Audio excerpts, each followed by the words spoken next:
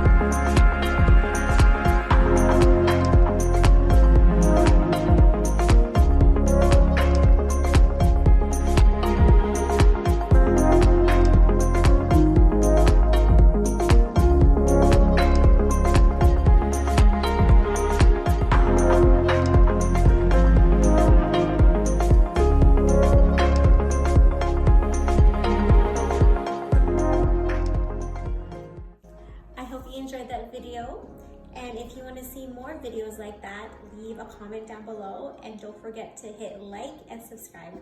See you next time.